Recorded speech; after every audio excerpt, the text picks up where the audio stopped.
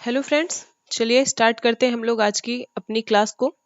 ठीक है, लेकिन क्लास स्टार्ट करने से पहले हम बात कर लेते हैं अपने ऐप के बारे में। जैसा कि आप यहाँ पर लोगो देख रहे होंगे सबसे ऊपर कॉर्नर पे, ये हमारे जो कोचिंग कह सकते हैं कि जो बच्चे हैं जो टेट और सीटेट के लिए पढ़ना चाहते हैं, हमसे टेट या फिर सीटेट के लिए पढ़ना चाहते हैं, या फिर आप लोगों को पता होगा कि डीएलएड के कोर्सेज भी होते हैं जिसको 2 वर्ष के लिए डिप्लोमा बोला जाता है।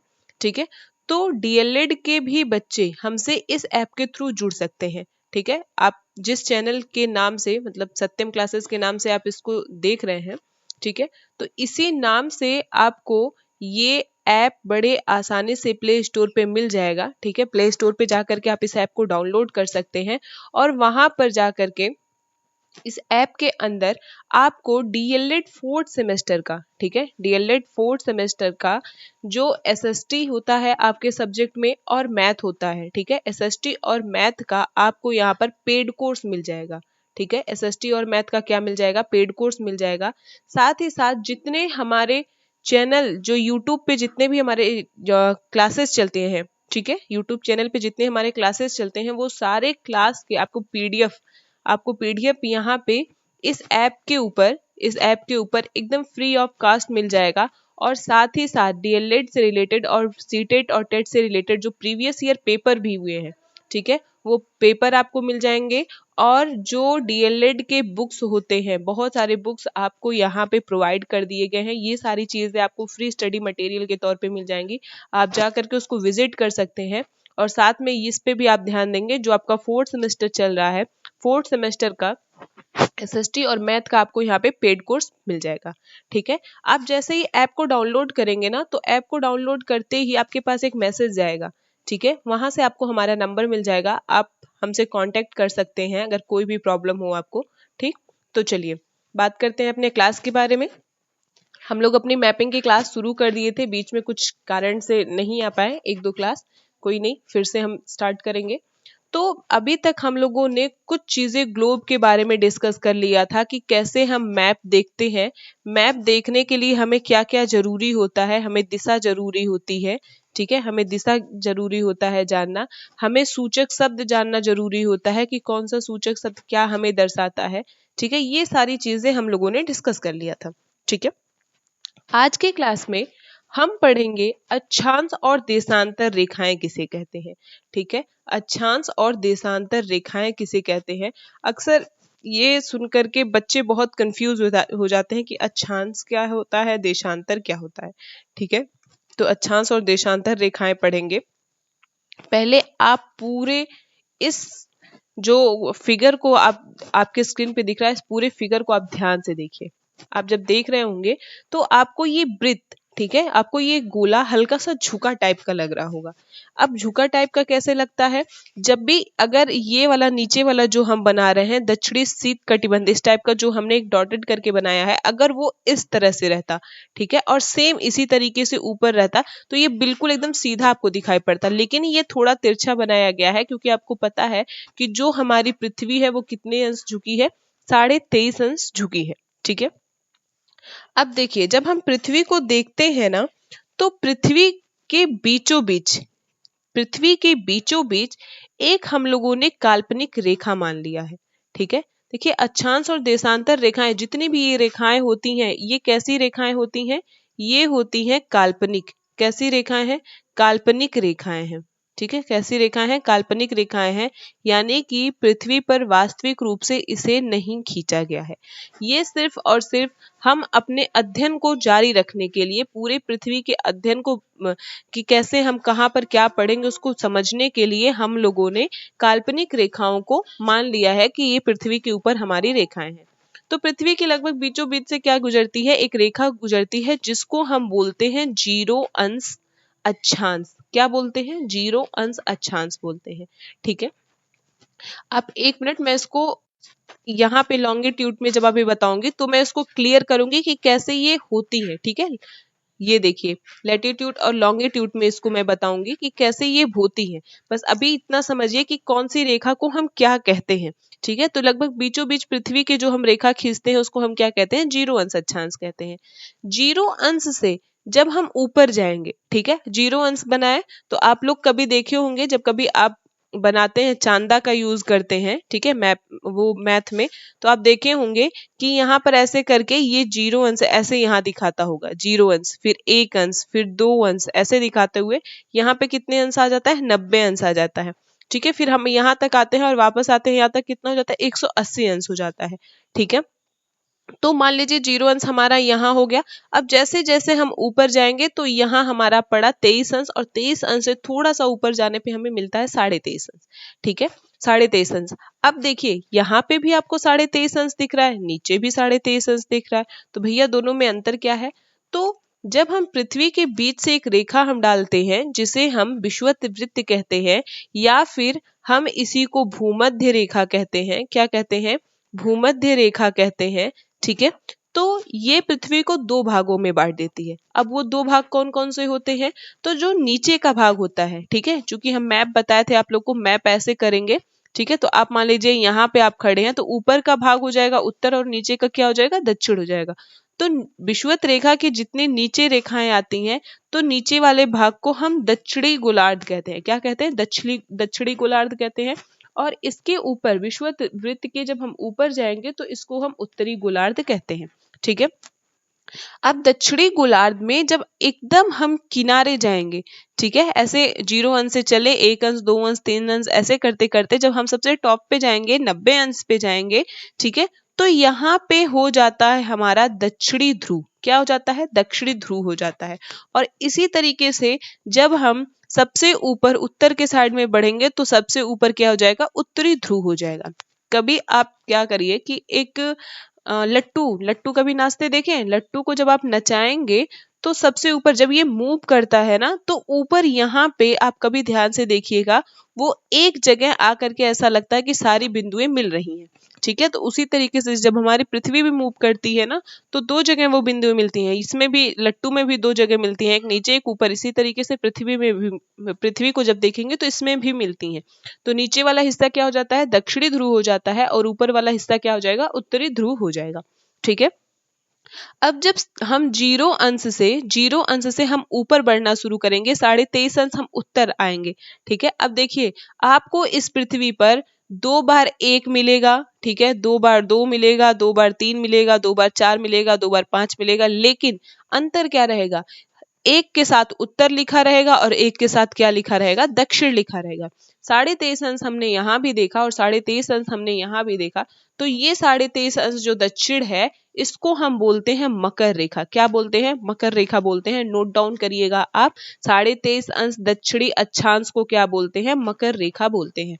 और 23.5 अंश उत्तरी अक्षांश को क्या बोलते हैं? कर्क रेखा बोलते हैं।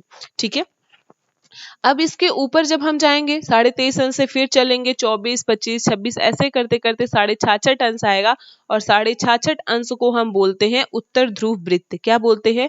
उत्तर ध्रुव वृत्त बोलते हैं। और नीचे जब हम आएंगे तो नीचे जैसे जब आएंगे 66.5 अंश, तो उसको हम बोलेंगे दक्षिण ध्रुव वृत्त। ठीक है, तो इस तरीके से जो पृथ्वी के कह सकते हैं इंपॉर्टेंट जो रेखाएं होती हैं, जिसको अक्सर एग्जाम में पूछा जाता है, वो मैंने बता दिया।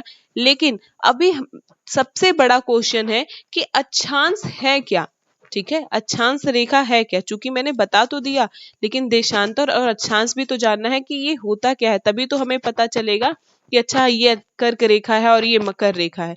ठीक है, तो चलिए पहले हम उसको जान लेते हैं, अक्षांश रेखा क्या होता है, देशांतर रेखा क्या होता है। ठीक है, देखिए ये हो गया हमारा पूरा पृथ्वी। ठीक है, इसमें हम पढ़ेंगे देशांतर रेखा को। क्या हम पढ़ेंगे? देशांतर रेखा को पढ़ेंगे। देशांतर रेखा देख लेते हैं। ये पूरी पृथ्वी आपको दिख रही होगी। ठीक, अब पृथ्वी को, जैसे पृथ्वी तो हमारी 2D तो है नहीं पृथ्वी क्या है? 3D है। ठीक है, तो पृथ्वी का एक हम ऐसे शेप निकाल दिए, पृथ्वी का एक शेप निकाल दीजिए। ठीक, जैसे मान लीजिए कि आप शेप लिए हैं और शेप से बीच से ऐसे काट करके निकाल दीजिए।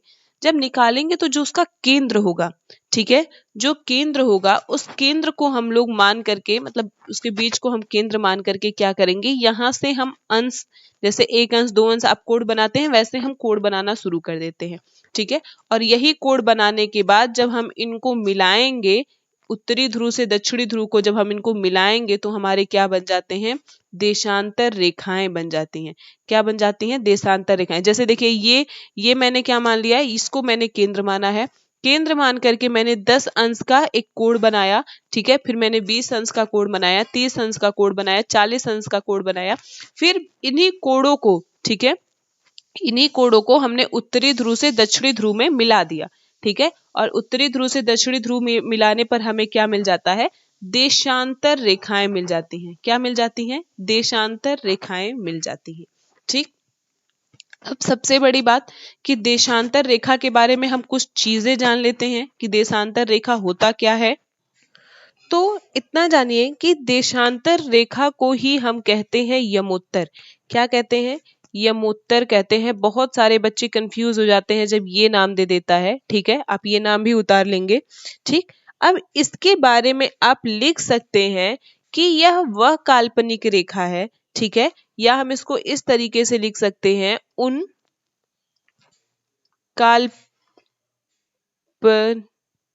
एक मिनट, काल्पनिक ना लिख करके कल्पित लिख लीजिए, ठीक है, उन कल्पित अर्धवृत्तों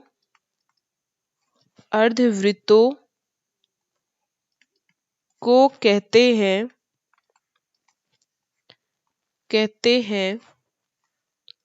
जो पृथ्वी के गोले पर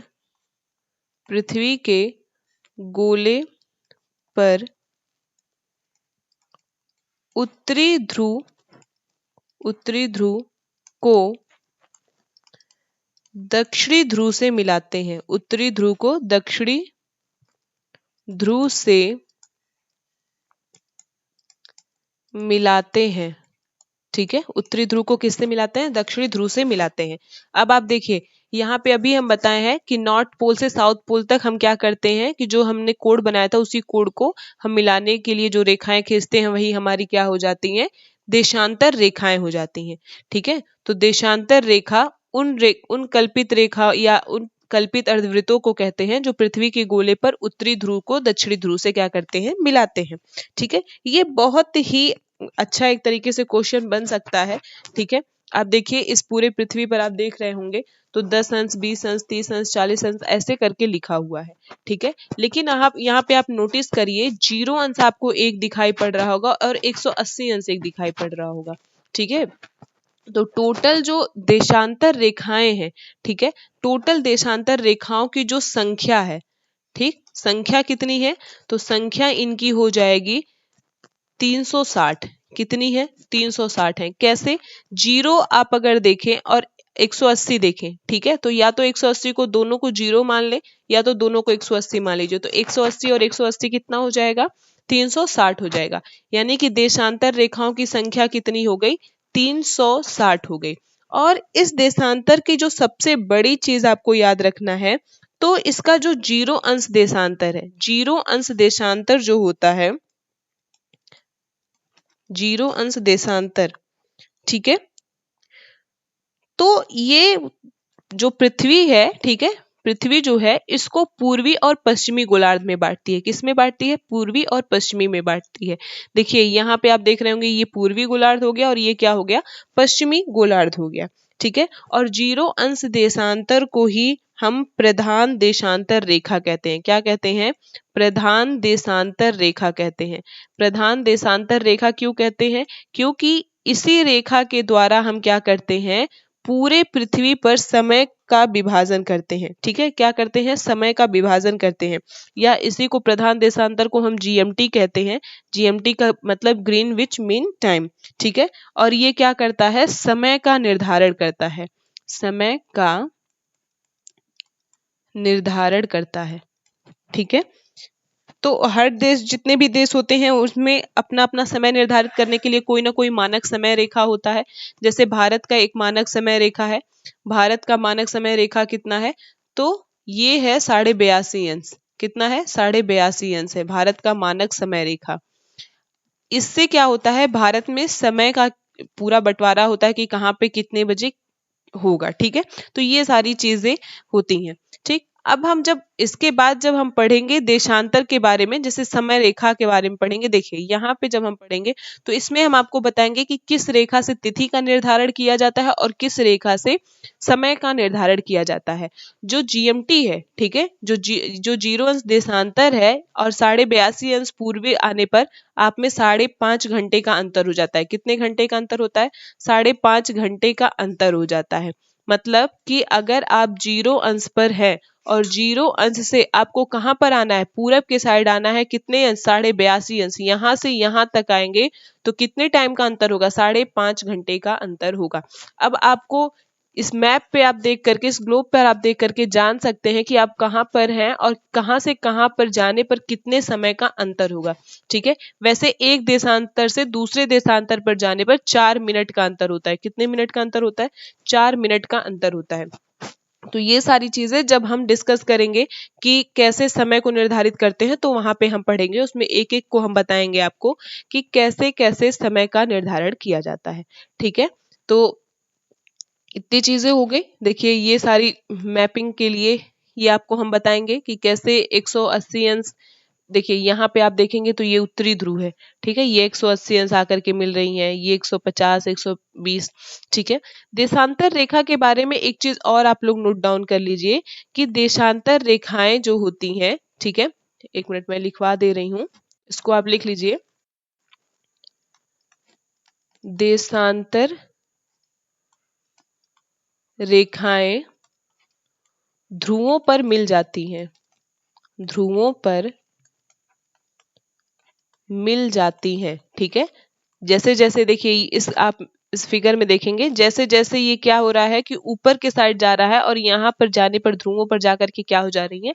मिल जा रही हैं। ठीक है, तो देशांतर रेखाओं में दूरियां क्या होती हैं? घटती रहती हैं। तो ये भी पॉइंट आप लोग नोट डाउन कर सकते हैं। देशांतर रेखाओं में ध्रुवों पर दूरियां सबसे कम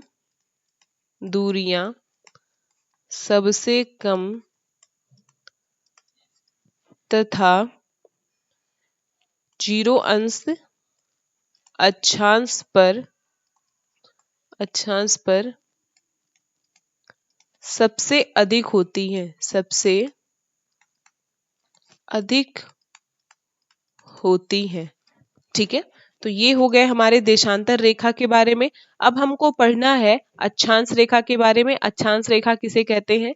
ठीक है, तो ये सारे वीडियो जो हैं ये आपको अगले वीडियो में मिलेंगे। ठीक है, मतलब ये सारी चीजें अब हम अगले वीडियो में मिलेंगे।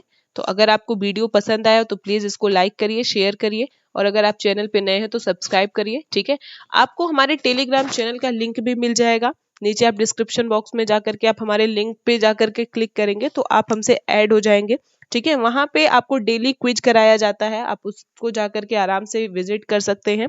ठीक, और साथ ही साथ आप ऐप को जरूर डाउनलोड करिए, ऐप को डाउनलोड करिए और जाकर के वहाँ पे जितनी भी हम 4th सेमेस्टर के लिए चीजें वहाँ पे आपको प्रोवाइड किए हैं या फिर जो फ्री स्टडी मटेरियल के तौर पे जो चीजें रखी गई हैं, आप आराम से जाकर के उसको विजिट कर सकते हैं।